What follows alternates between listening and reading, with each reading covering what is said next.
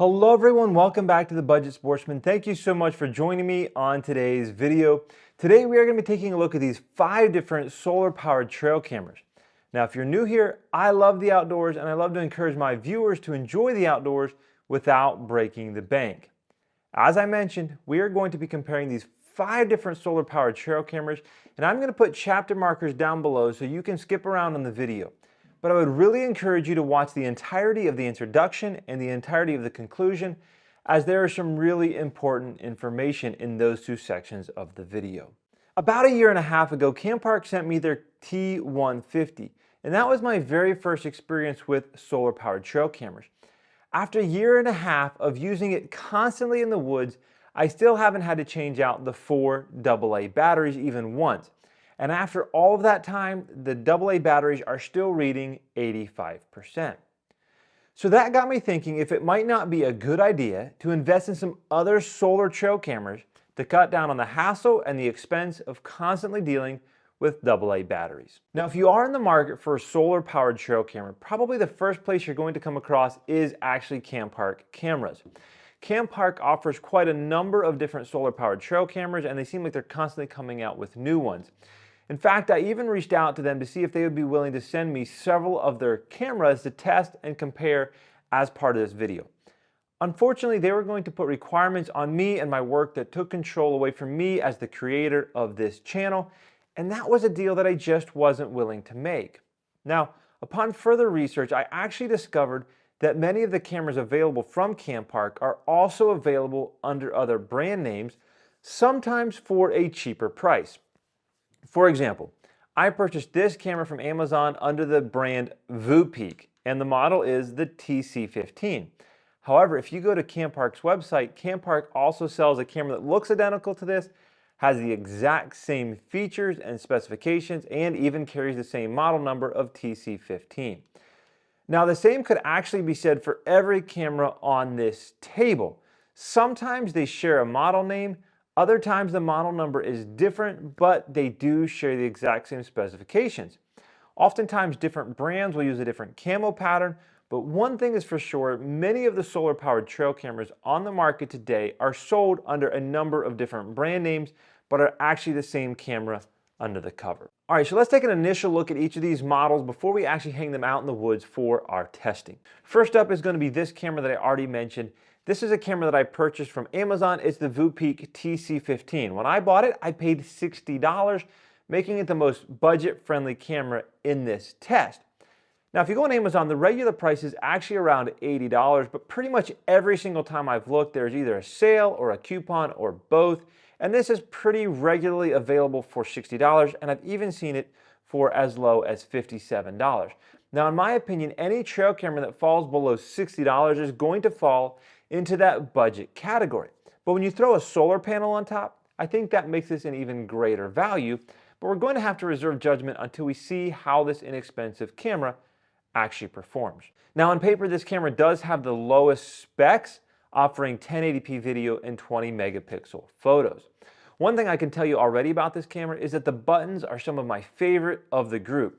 While some of these other cameras have small and hard to see power buttons, the TC15 offers a very large and easy to see orange power switch, and the rest of the buttons are large and they're labeled in a way that makes the menu navigation simple and easy to use. The case has 2 options for a tripod mount on the back and the bottom, as well as a place for a cable lock and a padlock. If I was to have one complaint about the case and the external features, it's that the latches are actually a little bit too tight and can make it pretty difficult to open, especially in the cold weather or if you've got gloves on. The next 3 cameras on the table are pretty much identical in their case and button layout, but they vary in color and features. First, let's look at the TC09. Again, this is a camera I purchased my own money from Amazon under the brand name Generic. Yes, you heard me right, Generic. This camera is also available under the same model name, but from Campark as well. Now, I paid $80 for this version from Amazon, but just like the TC15, the regular price is actually higher, coming in closer to $100. But once again, there's almost always a coupon or a discount, and I've seen this camera for as low as $70. While I do prefer the button layout of the TC15 camera, all of these cameras have a very good button layout. In fact, the buttons are maybe even a little bit more clearly marked with white labels. However, the buttons are a little bit smaller and a few functions are not quite as readily obvious from the button labels. Now, the main difference here over the first camera is image quality. It has an advertised video quality of 2.7K and 30 megapixel photos. Next up, let's talk about this camera from Lamgul. While there isn't a model number for this camera, the specs line up exactly with the Campark TC300, which sells for $140. Both of these cameras advertise 4K video quality. This is also the first model that we're talking about that includes a Wi-Fi connection that you can use to preview the camera angle as well as transfer images to your phone. Now let me save us all some time here. This camera was sent to me by Lamgul. However, I had some major issues in my testing, and I would assume that a company that has sent a camera to a YouTuber would go out of their way to resolve those issues. However, they totally left me hanging without a resolution, and for that reason, I simply would not ever recommend purchasing the camera from Lamgul. But if you are interested in something in this price range and these features, then I would go straight to Campark if this is a camera that you're interested in.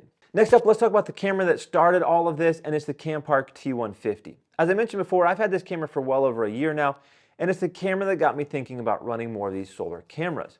It's an older model at this point and has probably been replaced by newer units such as the Campark T180 or even the Campark T300. All of these units offer Wi-Fi as well as the same button layout, menu, and external body as these last two cameras, but they have various offerings for their photo and video quality and come in at various prices between $130 and $180. Finally, I have the Tidewee Solar Trail Camera here. This camera was sent to me by Tidewee, and if you have been around the channel for a while, then you know I have a coupon code for Tidewee, and that coupon code is TBS18, and it will save you 18% off your purchase. Now, while I've been really pleased with many of my Tidewee products, this trail camera does have some real drawbacks that I'm going to address later in the video. But for now, let's talk about price. And it's a little bit hard to know what price you're going to pay for this camera. At the time of making this video, the website lists the regular price at $200, but it was marked down to $99. And if you use that coupon code, you can bring that down to just over $80. Of course, it's probably not always going to be on sale, and prices on Tidewee products do seem to fluctuate pretty frequently. Now, the Tidewee camera here looks exactly like the Campark TC07 and shares the same specifications. The Campark comes in at $170, while most of the time you are going to be able to get the Tidewee camera for a much cheaper price. This camera advertises 4K video and a 60 megapixel camera. It also offers a few other unique features like dual cameras, one for daytime and one for nighttime, no glow IR bulbs, built-in Wi-Fi, and a removable solar panel. The removable solar panel on this unit is also home to the built-in battery. I could see this being handy if you ever wanted to leave your camera in the woods running on AA batteries, but bring the solar and the built-in battery back into the house for a quick recharge. On the other hand, if you have decent sunlight at your camera location, you're probably never really going to need to bring it back in to recharge. I can also tell you that after installing the solar panel, I almost immediately lost the cover for the connectors that are on top of the camera, and I would be a little bit concerned about leaving the camera in the outdoor elements with those electrical connectors exposed. I should mention that when I first got the camera out of the box, there was a little string on a pull tab to remove the battery tray cover. But unfortunately, the tab broke off on my very first use, and now it requires a small screwdriver to release the plate. Now, outside of that battery tray issue, I do like the build quality of the Tidewee camera. It has a place for cable and padlocks, the latches are really nice, and for the most part, I do really like the button layout. However, the power switch on this camera is by far the worst of any of these cameras. It is a very tiny switch hidden down at the bottom, and beyond that, off is to the right and on is to the left, the exact opposite of every other camera in this comparison. If you aren't really paying attention, you're going to leave the camera in the off position unintentionally and come back for a trail camera check that's really, really disappointing. With our initial overview of the cameras out of the way, let's jump back in time to when I put these cameras out in the woods for 2 months straight, and I'll show you my setup for all of our testing. All right, guys, so as you can see, I've got all 5 of these cameras set up here on this tray and attached to this tree, and I have a mineral sight set up in front of all these cameras. Now, what this is gonna allow us to do is test all of these cameras side by side in an even environment, or at least as even as I can possibly make it. And we're gonna be able to test things like the image quality. We're gonna be able to look at videos taken of the exact same animal at the exact same time in the exact same weather conditions and compare image quality and see how they hold up from cheapest to most expensive. We should also be able to test things like trigger speed, which one detects that animal first and gets that video rolling the quickest. And then, of course, in this test, what I think is probably the most important test is how well all of these solar-powered cameras perform at keeping their batteries fully charged and strong. Now, while I'm trying to make this test as fair as possible, I did just realize that this tree may block the morning sun for a couple of these cameras down here at the end, but it's about 10 o'clock in the morning now, and all of these cameras are pretty much in full sun. And as the sun moves across the sky, they should all get great midday and late afternoon sun. Now, while I have set these up in a pretty good environment that gives them an advantage of getting good sun throughout the day, I am putting them through a pretty difficult test for this reason. I've gone through all of them, made sure the settings are all the same, and all of them are running on video mode, and they're taking 60-second long videos. Now, if you know anything about trail cameras, that video mode is gonna kill the batteries a lot faster than just photos. And so I'm gonna put them not only in video mode, but video mode with a long video and a short delay between triggers. I've got a 30-second delay. Now, if deer start coming into this mineral site regularly, that should make these trail cameras do quite a bit of work, take quite a few videos, and hopefully that will be a strain on the batteries that will give us a good test to see if these solar panels actually are able to keep up in a heavy workload environment. So with all that said, I'm gonna get out of here and I'm gonna let these sit for at least a month and a half, maybe even 2 months before I come back in, check all the battery levels, see how many videos they've taken, and start doing some of those side-by-side comparisons.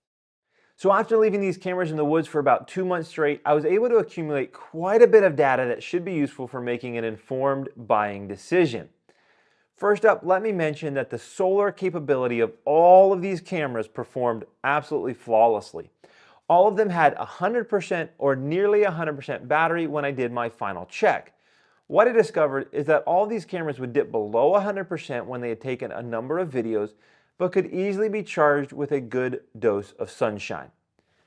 Remember, I didn't have AA batteries in any of these cameras. Instead, I used only the internal batteries included with the cameras. So overall, I was really impressed and really pleased that these cameras could perform on a long-term basis without actually using any AA batteries, even for backup.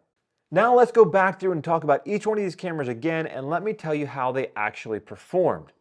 Let's start by talking about our budget-friendly VuPeak TC15. This camera took 107 videos between January the 16th and March the 6th when the SD card was completely full. Now this number was a bit lower than some of the other cameras, leading me to believe that it may not have been as sensitive to triggering as some of the others, keeping in mind that all of these cameras were tested on their medium sensitivity settings. So you might get better results with this camera on high. Now, in spite of having the lowest resolution videos, this was still the first camera to fill the SD card. Upon a little investigation, I discovered that a 1-minute video file on this camera was over 300 megabytes. That is a huge file size given the relatively low resolution and quality of this camera.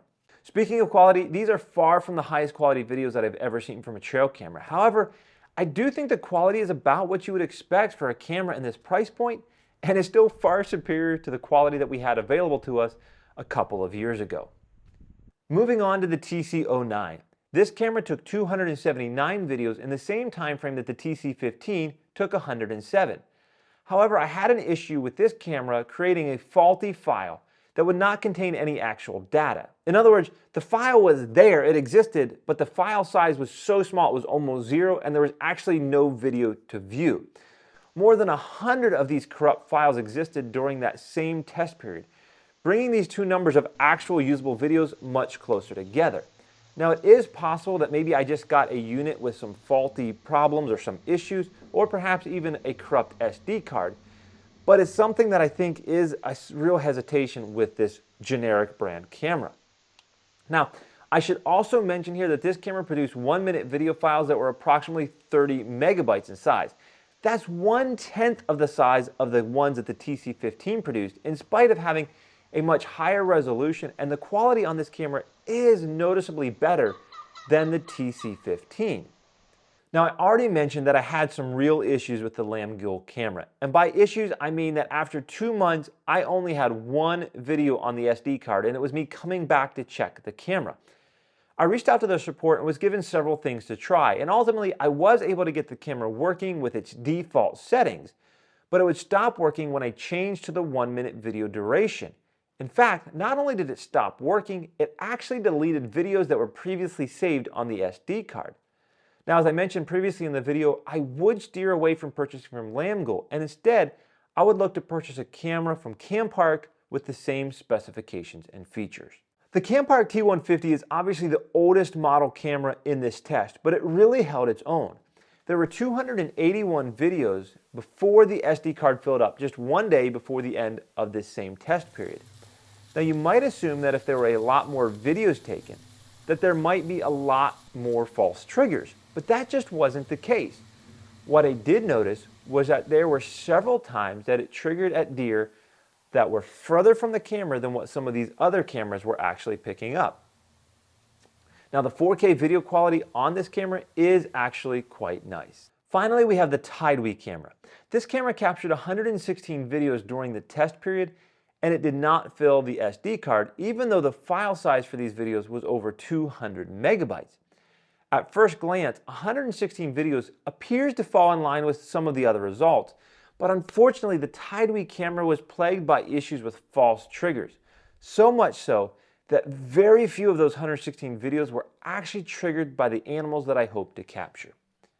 I did notice that the image quality looked quite nice. However, I also noticed that the camera seems to have a fixed focus distance, and objects that are too close to the lens appear to be out of focus. Alright, so let's sum up this video with my final thoughts on all of these cameras and which ones I would recommend for you. Let's start with the TC15 once again, and I believe this camera is a reasonable option if you're like me and you prefer a budget-friendly trail camera and you're having less money hanging on a tree out in the woods. At $60, I think this is a really great value for a camera that might keep you from ever having to buy AA batteries again, or at the very least, you would need to buy them very infrequently. Sure, it doesn't have the highest image quality and doesn't seem to be quite as sensitive to trigger at animals further from the camera. But if you can live with those limitations, I think the TC15 does offer a really nice value. Now, the TC09, I think, hits a really happy midpoint between price and quality. The price is slightly higher than the TC15, but it also offers better quality. On the other hand, you aren't paying for extra features like Wi-Fi that I personally never really use. The big drawback for this camera is the corrupt image files. I wish I could tell you that I knew the solution for the problem, but at the time of this video, I'm really not sure. So I would say buy with caution. Now, I've already said it twice, but I just couldn't recommend that you purchase a camera from Lam Gill, so I'm not going to say any more. Let's move on. The Tidewee camera honestly was a pretty major disappointment. I've enjoyed a lot of my products from Tidewee, and you all know that I have a relationship with Tidewee. However, I also have a commitment to bring you, my viewer, honest reviews, and the issues with this camera were simply hard to overlook. The broken tab on the battery tray cover, the weird focus issue, and most of all, the massive amount of false triggers make it really hard for me to actually recommend this camera. And finally, the Campark camera. In spite of the fact that this was the oldest camera in the test, it seemed to perform the best. It captured the most videos, and it seemed to be able to pick up on movement further away from the camera. Now, at the beginning of the video, I mentioned that cameras sold by Campark were the exact same as cameras that were sold by other brands. But these results really make me question if maybe Campark cameras is using higher quality components in their cameras, even though on paper they look the same and have the same specifications as cameras sold by other brands. So here's my final conclusion. If you want a really budget-friendly solar trail camera, consider buying the TC15 from Amazon, where it's a good bit cheaper than on Campark. Otherwise, I would probably recommend just heading over to Campark's website and finding one of their cameras that's going to work best for you. At least if you have any problems, you're going to know that you're buying from a company that at the very least has a website and customer support, as opposed to a few of these cameras that are sold only on Amazon and can be really hard to find any sort of customer support other than an Amazon return. Once again, keep in mind that I did reach out to Campark to work with them on this video, but I chose not to because of some unreasonable requests that they were going to put on me and on my channel. So when I recommend going to their website to purchase a camera, it is because that's my honest review and experience, and not because I have any sort of affiliation or relationship with them. With all that said, I hope you enjoyed this video and found the information helpful. Let me know what you think down in the comments, and until next time, remember to get off YouTube and get outdoors into God's great creation.